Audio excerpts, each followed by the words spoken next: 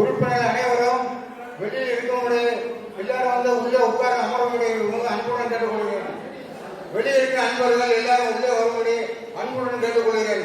கூட்டம் ஆரம்பித்து இருப்பதால் வெளியே இருக்கிற அன்பர்கள் அனைவரும் உள்ளே வந்து அமரும்படி அன்புடன் கேட்டுக்கொள்கிறேன்.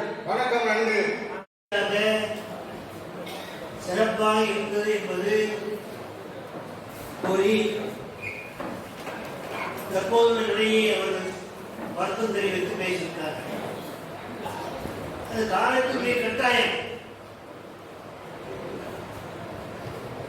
ஏனென்று சொன்னால் பல்வேறு எதிர்பார்ப்போடு நாம் உறுப்பினராக சேர்ந்திருக்கிறோம்.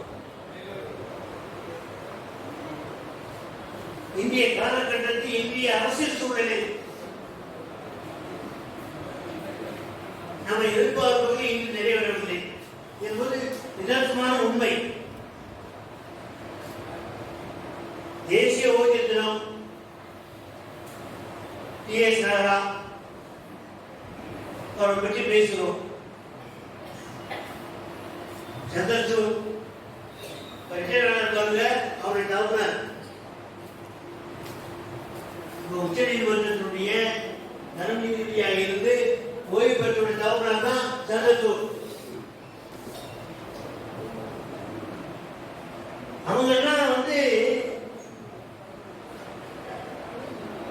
ஓய்வினுடைய நிலைப்பாடு பணியில் அவர் செய்த தியாகங்கள் அரசனுடைய நடவடிக்கைக்கு ஏற்படியாக இருந்து பல்வேறு காலகட்டங்களில்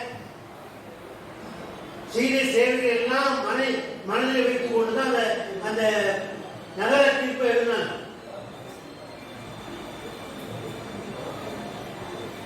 அதுல முக்கியமான ஒரு கருத்து என்னன்னு சொன்னா, இருக்கிறவர்கள் ஒரே இனத்தவர் ஒரே மதத்தினர் அவங்களை பிரிக்காதவங்க. ஒரு தேதியை குறிப்பிட்டு அவர்களை பிரித்து பார்ப்பதை இந்த நீதிமன்றம் ஏற்றுக்கொள்ளாது என்று சொல்லி ஆர்டிகிள் 14 சொல்லியிருக்காங்க. அனைவரும் சமம். பல்வேறு கருத்துக்கள். ஓய்வு என்ன, அரசு எப்படி பார்க்கணும், அலுவலர்கள் எப்படி பார்க்கணும், அவங்களோட நிலைப்பாடு என்ன, அவங்களுக்கு என்னென்ன சலுகைகள் கொடுக்கப்பட வேண்டும், அவர்கள் உரிமை என்ன, அதாவது 120 பக்கம் போட்டுறாங்க. அதனுடைய அடிப்படையில் தான் இன்னைக்கு நாம் வந்து நிறைய பலன்களை பெற்றிருக்கிறோம்.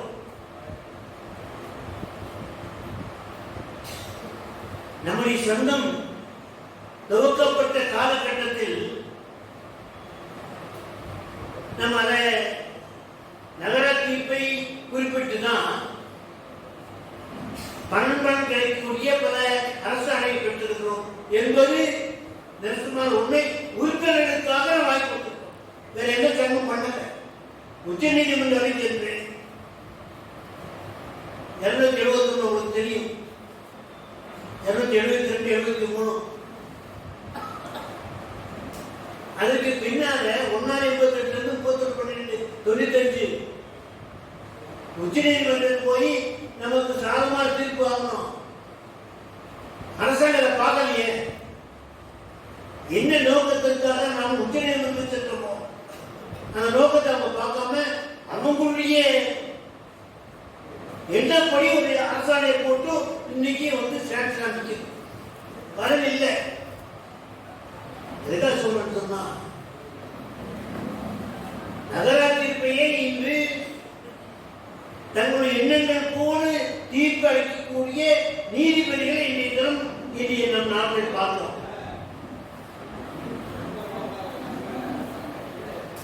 ஆகவே அந்த சூழ்நிலையில தான் நம்ம வந்து இயக்கத்தை நடத்தி கொண்டிருக்கிறோம். நகராட்சி இன்னைக்கு வந்து இந்தியாவில் எல்லா மாநிலங்களிலும் அது நடத்தப்படுகிறது. அதன் அடிப்படையில் பணிகளை வாங்கி கொண்டிருக்கிறோம். ஓய்வுகள் பிரிக்க கூடாதுங்கிறான். தமிழக சர்க்கார் என்ன பண்ணா, நீர் 500 ரூபாய் பொங்கல் பரிசு சிஐடிக்கு மட்டும்தான் ஒண்ணுதான், ஏபி கிடையாதுங்கிறான். நகரத்தின் பேர் பிரிக்காதாங்கிறான். இதை நம்ம வாங்க முடியல. டிஜிட்டல் பிரிக்காத நீ பிரிக்கிறியா? என்ன உனக்கு அந்த கஷ்டம்? இதெல்லாம் நம்ம வாங்க முடியாத ஒரு சூழ்நிலை. இந்த அரசாங்கம் அப்படி இருக்கு. ஒரு காலகட்டத்தில் நம்மை புரிந்து கொண்டு அரசாங்கம் இருந்து நிறைய சரிகளை பெற்றோம். அரசு பணியில் இருக்கிறவங்களுக்கு என்ன சலுகை கொடுத்தாங்க, அதெல்லாம் நமக்கு நான் கேட்டு வாங்கணும். சொன்னாங்க இப்ப வந்து 80 வயசுக்கு மேல உள்ளவங்களுக்கு கூடுதல் ஓய்வூதியம் மத்திய அரசாங்கம் கொடுத்தது. ஆனா தமிழக அரசு அந்த ஊதிய கூடுதல் மறுத்தாங்க. முடியாது, கொடுக்க முடியாதுனாங்க. இன்றைய முதல்வர், அன்றைய துணை முதல்வர் மாண்புமிகு மு.க. ஸ்டாலின் அவர்களை நாம் இயக்கம் நேரடியாக சந்தித்து கோரிக்கை மனு கொடுத்து பேசி சட்டசபையில் அவர் அனௌன்ஸ் பண்ண கொடுக்கிறேன் அரசாணை கொடுத்தாரு. அந்த மனப்பான்மை உள்ள முதலமைச்சர் தான் இன்னைக்கு வந்து நம்முடைய கோரிக்கைகள் அப்படி நிற்குது. நிறைய கோரிக்கைகள் இருக்கு. மெடிக்கல் அலவன்ஸ், மருத்துவப்படி 1000 ரூபாய் கொடுக்குறான். நமக்கு என்ன கொடுக்குறாங்க? ஆனா 1000 முடிஞ்ச அப்புறம் கொடுத்து அதில் வந்து காப்பீட்டு திட்டத்தில் போய் சேர்த்துட்டாங்க. அந்த கூட அதுக்கு இன்க்ரீஸ் பண்ணிட்டாங்க. பல்வேறு இடர்பாடுகள். நாம நினைக்கிற மாதிரி இருக்கின்ற அரசாங்கம், அது ஒன்றிய அரசாங்கம் இருந்தாலும் சரி, மத்திய அரசாங்கம் இருந்தாலும் சரி, மாநில அரசாங்கம் இருந்தாலும் சரி, சரி அது பணியிருக்கும் போது சம்பளம் கொடுக்கணும். ஓய்வு பெற்றவருக்கு எதுக்கு இவங்களுக்கு கொடுக்கணுங்கிற ஒரு மனப்பான்மை, ஒரு கீழ்த்தரமான நிர்ணயம். நகராட்சியில் என்ன சொன்னா, 7 லீவ், 7 பேர் நீ வந்து பணியை செய்த கால் அதற்காக கொடுக்கப்படுவதற்குரிய ஒரு ஊதியம் புரிஞ்சுக்கலையே. எது கொடுக்கணும்? என்ன அவசியம்? வீட்டை உட்கார்ந்து உட்கார்ந்து சம்பளம் கொடுக்கணும்னு கேட்கலாம். அரசியல்வாதி கேட்கலாம்.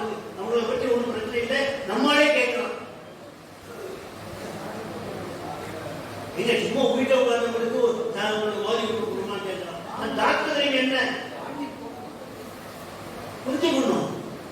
புரிஞ்சுக்கூட அரசாங்கம் இருக்குது, பணம் கட்டும்.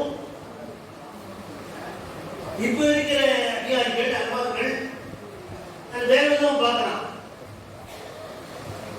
அந்த பெனிஃபிட் நீங்க ஒருத்தர் கொடுக்க போறோம், நீங்களும் ரிட்டையர் உங்களுக்கு அது கிடைக்க போகுது. அவன் பணியில் இருக்கும் அதெல்லாம் பார்க்கறது இல்லை. காரணம் என்னன்னு சொன்னால், பழைய ஓய்வு திட்டத்தை இப்ப இல்லை, புதிய ஓய்வு திட்டம் இருக்காங்க. அவங்க நமக்கு வராத பண்ணிட்டு இவங்க ஏன் கொண்டு நினைக்கலாம். அவன் தான் இன்னைக்கு வந்து இன்னைக்கு நம்முடைய பலன்களை அவங்க இன்னைக்கு எதிர்கொண்டு இருக்கான். இன்னைக்கு சென்னை பார்த்தீங்கன்னா 4 சோறு கொண்டு இருக்கான். இல்ல வெளியே என்ன நடக்குது அவங்களுக்கு தெரியாது. அவன் தான் இன்னைக்கு வந்து நம்முடைய கோரிக்கைகள் எல்லாம் இன்னைக்கு வந்து மறுத்துட்டு இருக்கான். நெருங்கிய ஒரு காலத்தில் நம்ம போய் கேட்கும் போது அதுல அவங்க உங்க ஆட்சித்தாங்க உங்களுக்கு வானாம எழுதி வைக்கிறான், எழுதி உருவம் சொல்லுங்க, நான் வேலைக்கு போட்டாலும் பாரு தான் தம்பிக்கு நம்ம நல்லா போச்சு. இதில் வந்து நிதித்துறை செயலாளர் வரைக்கும் அப்படிதான் நினைக்கிறாங்க. எதுக்கு இவங்களுக்கு கொடுக்கணும் அப்படிங்கிறான். அதுக்கு அந்த மாதிரி ஒரு பலமான சூழ்நிலை ஓய்வு பற்றியில் நம்ம நிறைவேற்ற கேட்டு வந்தவர்களுக்கு இந்த மாதிரி நிறைய காப்பீடு திட்டம் முதலே தடுத்து வச்சிருக்கோம். முதல்ல என்ன சொல்லிருந்தான், நீ செலவு பண்றதுல 75% முடிச்சுக்கலாம். அதை விட மோசம். அதுல நம்ம கேட்டு கேட்டு வாங்கணும். எந்த மருத்துவமனைக்கு போனான்னு சொல்லி என்ன போனான்னு சொல்லி நீ முன்னு சொன்னான். எல்லா நோய்க்கும் விட்டான். 75% அது நமக்கு ரொம்ப சௌரியமா இருக்குது. காப்பீடு திட்டம் அரசாங்கம் என்ன பண்றாங்கன்னா தள்ளி விடலாம். தன்னுடைய நிலையிலிருந்து கம்பெனி தள்ளி விட்டாங்க. அரசாங்கங்கள் எப்படி பண்ணா ஒண்ணுன்னா கணக்கு கொடுத்துலாம் தான். அதனாலதான் பழைய ஓய்வு திட்டத்தை புதிய ஓய்வு திட்டம் அதே சட்டை கொண்டு பிரச்சனை ஒருங்கிணைந்த இப்போ திட்டம் ஒண்ணுதான். அதுல நமக்கு லாபம் இல்லை அப்படிங்கிறத கருத்து இருக்கு. அரசாங்கம் அதாவது எந்த காலத்துல என்ன சொன்னா அரசாங்கத்துக்கு போனா அரசா சம்பந்தம் அரசாங்கத்துக்கு போகணும்னு சொன்னா நாட்டை என்னன்னா அவங்க ஓய்வு பெற்றவருக்கு அவங்களுடைய லைஃப் நடத்துறதுனால ஓய்வு கொடுக்கலாம்னு தான் வந்தான். அதெல்லாம் மாறி போச்சு. பல்வேறு கருத்துக்கள் இன்னைக்கு வந்து நமக்கு வந்து அலுவலர் அவர்கள் சொல்லிட்டு போயிட்டாங்க. ஏறி நாங்க அப்படி பண்றோம் இப்படி பண்றோம் உட்காரணும். அது அரசாங்கமே சொல்லியிருக்கான். யார் வந்தாலும் கூட மரியாதையா உட்கார சொல்லி நீ அவனுக்கு வேலை செய்யும். என்ன சொல்றான்னு கேளு. அதை கடைபிடிக்கிறது இல்லை. நாங்கள் கடைக்கு போய்க்கிறோம்னாங்க ரொம்ப சந்தோஷம். வயதானவங்க வராங்க போறாங்க உட்கார சொல்லி நீ செய்கூட்டோடு வரல என்னன்னு கேளு. இப்போ டிஜிட்டல் எல்லாமே மாறி போச்சு.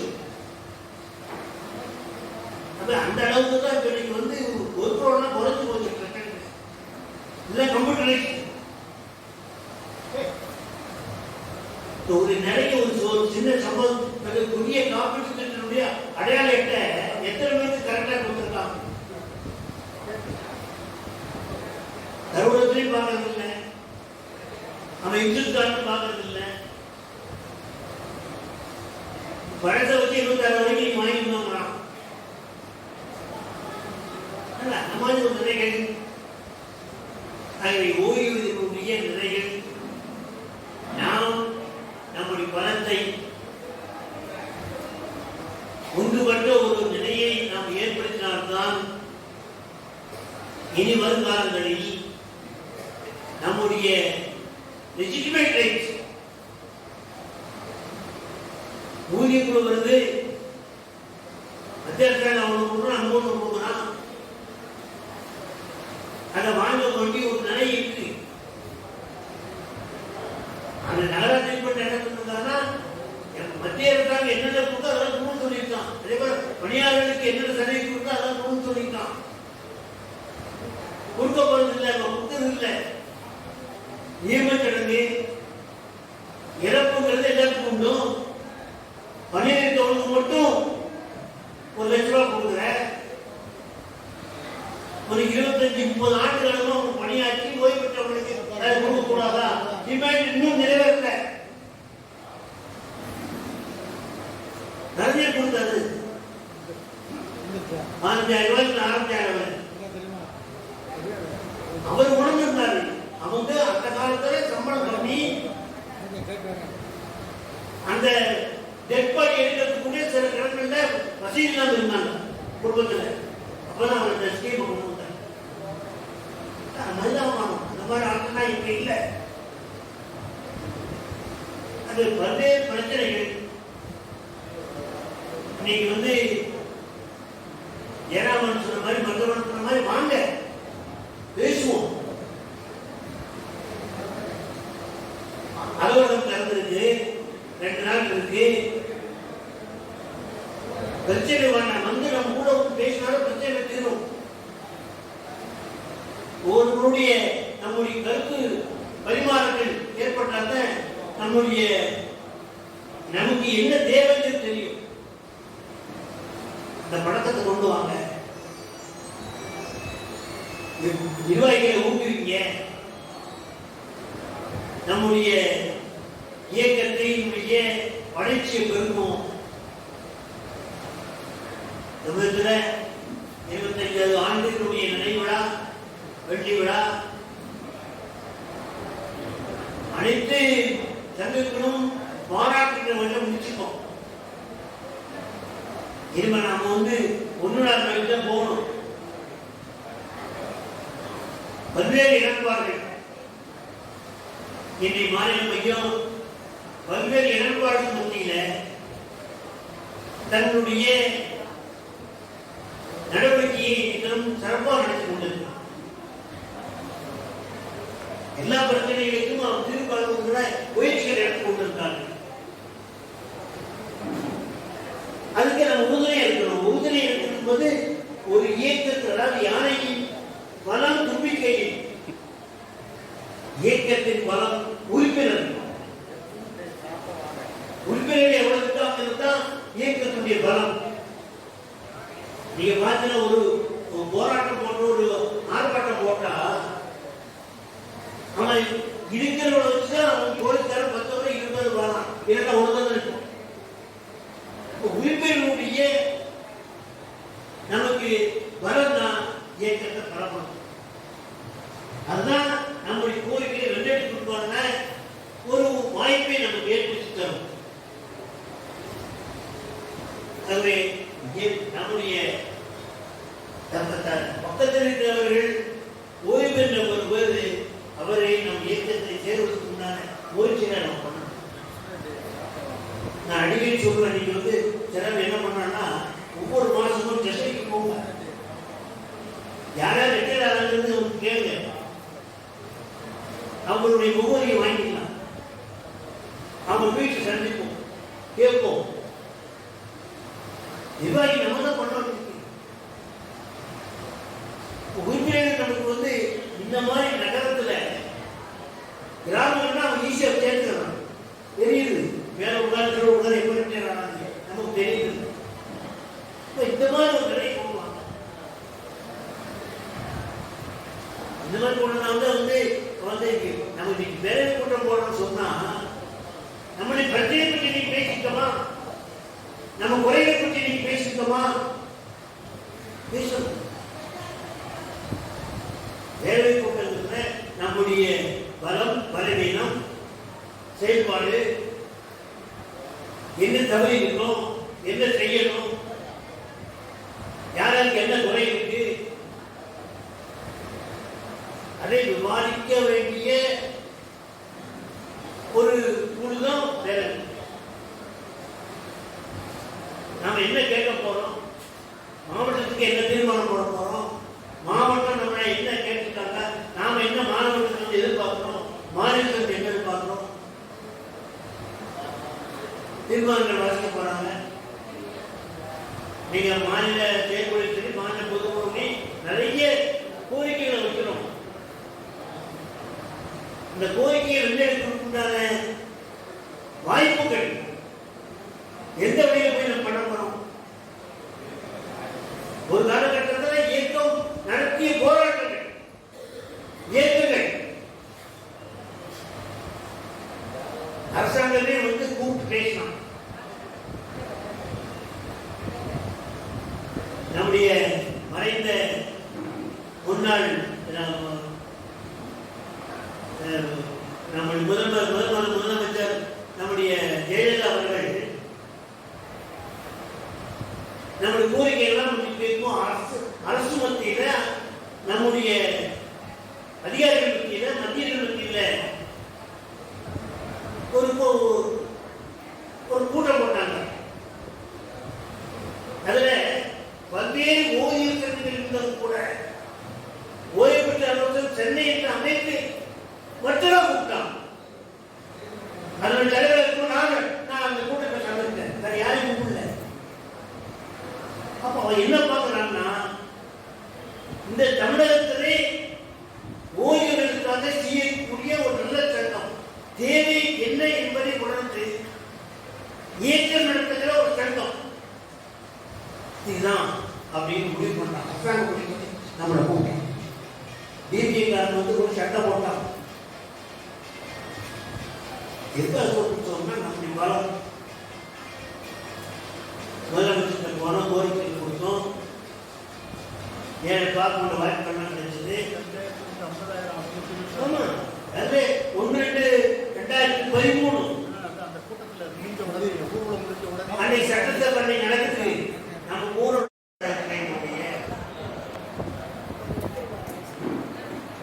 சட்டமிகு பேரவை கூட்டம், தேசிய ஓய்வு கூட்டம், 2 சிறப்பான கூட்டத்திற்கு திறந்தாய் கொண்டிருக்கின்ற மரியாதைக்குரிய தலைவர் நடராஜன் அவர்களே, பொறுப்பாளர்களே, நமது மரியாதைக்குரிய முன்னாள் மாநில தலைவர் அவர்களுக்கு மதுரை ஆதாரக்கலை பேரவையின் சார்பாக இந்த பொன்னாடை போட்டுள்ளது.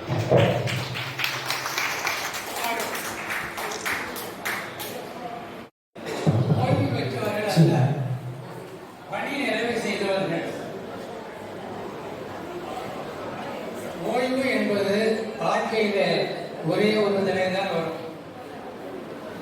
கடைசியாக கண்ணை மூடிக்கொண்டு மௌனமாக நன்றி சொல்லிக்கொண்டு ஊர்வலம் போகிறோமே, அதுதான் ஓய்வு.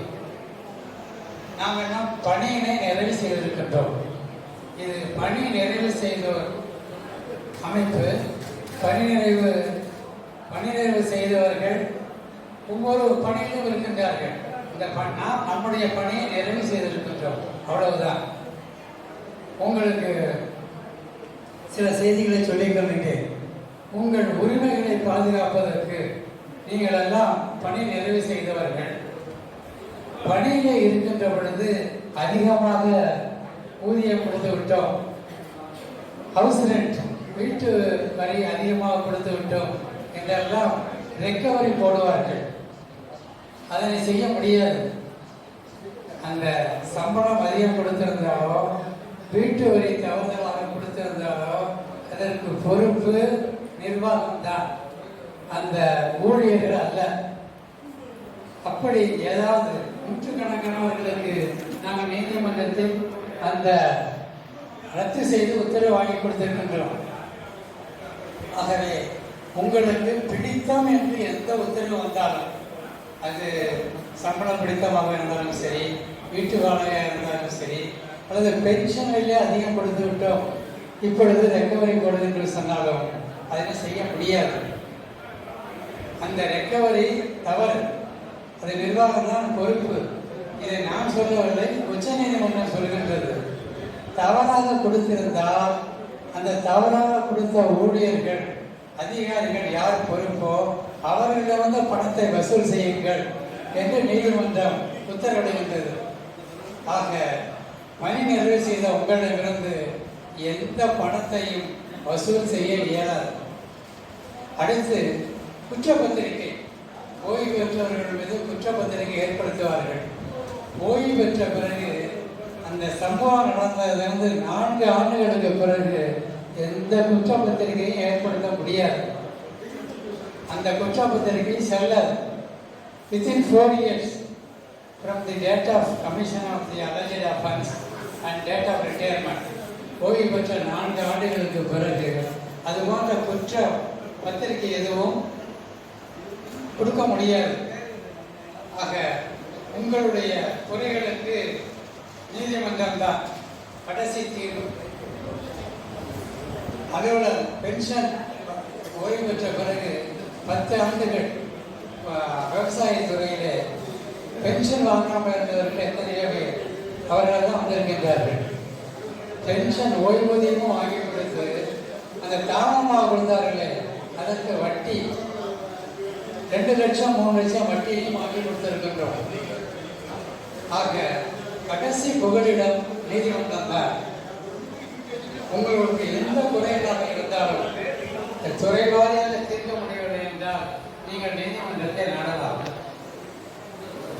நான் என் போன்றவர்கள்லாம் வருவாய்த்துறையிலே பணியாற்றுகின்ற போது எனக்கு மன நிறைவு கிடையாது. ஆனால் இந்த வழக்கறிஞரையிலே பணி நிறைவு மனநிறைவு நிறைய இருக்கின்றது. துறையிலே பணியாற்றுகின்ற பொழுது உங்களுக்கு தெரியும், மாவட்ட ஆட்சியர் ஒரு ஜுடிஷியல் மேஜிஸ்ட்ரேட் கூட குற்றவாளியை பார்க்காமல் விசாரிக்காமல் உள்ளே வைக்க முடியாது. ஆனால் ஒரு மாவட்ட ஆட்சியர் பிரிவென்டிவ் டிடென்ஷன் என்று 10 மாதம் சிறையில் வைத்து விடலாம், ஆளை பார்க்காமல் விசாரிக்காமல் சென்று வைத்து விடலாம். அந்த வழக்குகளெல்லாம் நீதிமன்றத்துக்கு வரும். எப்பொழுது ஸ்டேட் போர்டுக்கெல்லாம் போய்விட்டு வரும். அதில் நீதிமன்றம் என்ன சொல்வார்கள் தெரியுங்களா? அவன் ஒரு வாடிக்கை குற்றவாளியாக இருக்க வேண்டும், அல்லது 2 வருஷம் கன்விக்ஷன் ஆகிருக்கணும். இது போன்றவர்களை தான் அவர்கள் அந்த பிரிவென்டிவ் வைக்க முடியும். அரசாங்க உத்தரவுகள் இருக்கிறது. ஆனால் பொலிட்டிக்கல் ப்ரெஷர் காரணமாக அந்த காவல்துறையில் இருக்கின்ற அதிகாரி யாரும் அல்லது பொலிட்டிக்கல் சிவாஸ் பண்ணால் உடனே அவனை பிரிவென்டிவ் வச்சிருவாங்க. காவல்துறை என்ன சொல்லுவாங்க தெரியுங்களா? சார், நீதிமன்றம் போய் விடுதலை ஆனாலும் பரவாயில்லை, நீதிமன்றம் போகிறதுக்கு ஒரு 4 மாதம் ஆகும். இந்த ஸ்டேட் போர்டுக்கெல்லாம் போயிட்டு இந்த 4 மாதம் அவங்க இருக்காம போகும். அது நீதிமன்றத்துக்கு இந்த வழக்கு வரப்படுது. நீதிமன்றத்தில் என்ன சொல்வார்கள் தெரியுமா? Any amount of observation made by this court will not alter the wood-like, rock-like minded detaining authorities. இப்படி மாவட்ட ஆட்சியரை பற்றி விமர்சனம் செய்வார்கள். நான் வருவாய்த்துறையிலே அந்த மெஜிஸ்ட்ரேட் பிரான்ச்சில் ஹெட் அசிஸ்டண்டாக இருக்கின்ற பொழுது நானும் மாவட்ட ஆட்சியரும் தான் இந்த உத்தரவை அமல்படுத்தக்கூடியவர்கள். உடனே மாவட்ட ஆட்சியர் இவனுக்கு இந்த டிடென்ஷன் ஆனதை எழுதி கொண்டு வாருங்கள் என்று சொல்லுவார். உடலை எந்த இடைப்பட்ட அதிகாரிக்கும் போகாது. ஏனென்றால் யாரை உள்ளே வைக்க போகின்ற வந்து யாருக்கும் தெரியக்கூடாது. நான் கொண்டு கொடுப்பேன், அவருக்கு எழுத்து போடுவார். உடனே அவனை கொண்டு உள்ளே வைத்து விடுவார்கள். சில மாவட்ட ஆட்சியரிடம் நான் இந்த உயர்நீதிமன்றத்தில் தீர்ப்பு சொல்கிறார்கள், உடல் like, rock like minded detaining authorities, இதை கொண்டு காண்பிப்பேன். இப்படியெல்லாம் சில மாவட்ட ஆட்சியர்கள் பார்த்துவிட்டு, ஐயோ இப்படியெல்லாம் சொல்லுவார்களா? அது உங்களை தான் சொல்லுவார்கள். உங்களுக்கு அந்த ப்ரொபோசல் அனுப்பிய அந்த காவல்துறை அதிகாரியையோ அல்லது அரசியலில் உங்களுக்கு சிவாஸ் அவர்களெல்லாம் வரமாட்டேன். நானும் இதை எழுத மாட்டேன், கையெழுத்து போட மாட்டேன். நீங்கள் மட்டும்தான் கையெழுத்து போடுறீங்க, நீங்கள் மட்டும்தான் இந்த விமர்சனத்துக்கு உள்ளாவீர்கள் என்று சொன்னால் சில மாவட்ட ஆட்சியர்கள், வேண்டாம் சார், நீங்கள் எது கோர்ட்டுக்கு போனால் நிற்கன்னு சொல்கிறீங்களோ அதை மட்டும் கொண்டாங்கன்னு சில பேர் சொல்லுவாங்க. சில மாவட்ட ஆட்சியர்கள் என்ன சொல்லுவார் தெரியுமா? என்ன தானே சொல்லுவான், உங்களுக்கு என்ன, நான் சொன்னால் அதை எழுதி கொண்டு வரோம். இங்கே உட்கார்ந்துருக்கிறவங்களுக்கு தான் தெரியும், உங்களுக்கு என்ன தெரியும்? என்ன நீதிமன்றம் என்ன வேணாலும் சொல்லலாம், நான் அதை பற்றி கவலைப்படல, நான் சொன்னால் அதை உடனே செய்யணும், எழுதி கொண்டாங்க. இப்படி சொல்லியிருந்த மாவட்ட ஆட்சியர்களை பார்த்துருக்கிறேன். ஆக மாவட்ட ஆட்சியர்களாக இருந்தாலும் சரி, நீதி அரசர்களாக இருந்தாலும் சரி, ஜோதி மண்டி ஒரு நீதி அரசர் இருந்தார். அவருடன் சில வழக்குகளை கொண்டு போகும் பொழுது அவர் சொல்லுவார், நீங்கள் துறையிலே பணியாற்றுவர் என்பதால் விதிமுறைகளை எல்லாம் எடுத்து கூறுகிறீர்கள். நான் முதல் முறையில் இப்பொழுதுதான் என்னை பார்க்கின்றேன், உங்கள் வழக்கை நான் அனுமதித்து விடுகின்றேன் என்று அவர் வழக்கை அனுமதித்து விடுவார். அதர் சைடில் இருக்கிற வக்கீலை பார்த்து அவர் சொல்லுவார், அவங்க பேர் மறந்து போச்சு எனக்கு. அவங்க சொல்லுவார், நீங்கள் பாதுகாக்க முயற்சி இருக்காதீர்கள், நான் இந்த ரிட் பண்ணுவதை அனுமதிக்கிறேன், உங்களுடைய வாதாட்டம் தேவையில்லை என்று சொல்லிவிடுவார். இப்படிப்பட்ட நீதிபதிகள் வந்திருக்கிறார்கள். இப்பொழுது சில நீதிபதிகள் சொல்வார்கள், don't try to teach me. வழக்க சொல்ல நான் தீர்ப்பு கொடுக்குறேன், உங்களுக்கு அதை குறையெல்லாம் அப்பீலுக்கு போங்க, எனக்கு நீங்கள் சொல்லிக் கொடுக்காதீங்க. இப்படி சொல்லக்கூடிய நீதிபதிகளும் இருக்கிறார்கள். ஆக மாவட்ட ஆட்சியராக இருந்தாலும் சரி, நீதிபதியாக இருந்தாலும் சரி, மனைவியாக இருந்தாலும் சரி, மகனாக இருந்தாலும் சரி, உடன்பிறந்தவனாக இருந்தாலும் சரி, அவர்களை அப்படியே ஏற்றுக்கொள்வதை தவிர நமக்கு வேறு வழி கிடையாது. யாரையும் நம்மால் மாற்ற முடியாது. இந்த நீதிமன்றத்தில் எனக்கு என்ன மனநிலை என்று சொன்னால், துறையில் துறைவாரி அதிகாரிகள் நிறைய பேர் இருப்பார்கள். அவர்கள் மூலமாக தான் இந்த கட்டுகளெல்லாம் போகும். இங்கு அப்படி இல்லை. நானும் நீதிபதி தான். நீதிபதியை மனநிலை செய்துவிட்டால் கட்சிக்காருடைய நேரை குறைத்து விடலாம். ஆக எனக்கு பென்ஷன் கிடைக்கவில்லை என்னுடைய துயரம், எனக்கு ப்ரமோஷன் கிடைக்கவில்லை என்ற துயரம், எனக்கு தண்டனை கொடுத்திருக்கிறார்கள் என்ற துயரம், இதையெல்லாம் உடனடியாக நீக்கம் செய்து அவர்கள் கண்ணீரை போக்கும் பொழுது காலையில் விழுந்து நன்றி சொன்னவர்கள் எத்தனையோ பேர். இந்த மனநிறைவு இந்த தொழிலே தான். வருவாய்த்துறையிலே நிச்சயமாக இல்லை. யாரையும் திருப்தி செய்ய முடியாது. ஒரு பட்டா மாறுதலுக்கு கூட ஒரு சர்வேட்டர் சொல்லி ஒன்று வந்து கேட்கணும், ஐயா எனக்கு கூட்டுப்பட்டாவில் இருக்கு, என் பொண்ணுக்கு கல்யாணம் செய்யணும், இதை சீக்கிரம் சப்டிவிஷன் பண்ணி பட்டா மாற்றி கொடுங்க, அப்போ அதை வித்துட்டு நான் என் பொண்ணுக்கு கல்யாணம் பண்ணணும்னு சொல்கிறார். உடனே இந்த டூர்ஸை கூப்பிட்டு இதை அடுத்த வாரம் இந்த பென்ஷன் போகிற அந்த சப்டிவிஷன் ப்ரொபோசலை பண்ணான்னு சொல்கிறார். அவர் உடனே சொல்கிறார், என்ன சார் ஒரு வாரமா, எனக்கு 2 மாதம் டைம், ஒரு வாரத்தை நான் எப்படி கொடுக்க முடியும் என்று சொல்லுவார் சர்வேயர். நான் உடனே சொல்லுவேன், நீ அடுத்த வாரம் கொண்டு வரலன்னு வச்சுருக்க, நீ வந்து டவுன் சர்வேயராக இருக்க மாட்டேன். அவர் சத்தியமூர்த்திக்கு சொந்தக்காரர், அமைச்சருக்கு. நீ சத்தியமூர்த்திக்கு சொந்தக்காரன்னு தெரியும், நீ ஒன்றும் பென்ஷன் கொடுத்துட்டா கொண்டு வரக்கூடாதுன்னு நினைச்சீங்கன்னா என்ன வட்டாட்சியராக இருக்க விடாத, என்ன மாற்றி இப்படி பேசிய பிறகுதான் அந்த ப்ரப்போசலே எனக்கு வரும். இது வட்டாட்சியர் நிலையிலே நான் சந்தித்த நிலை. ஆக அங்கு நான் யாருடைய குறைகளையும் எளிதாக தீர்த்துவிட முடியாது. நீதிமன்றத்திலே அப்படி அல்ல.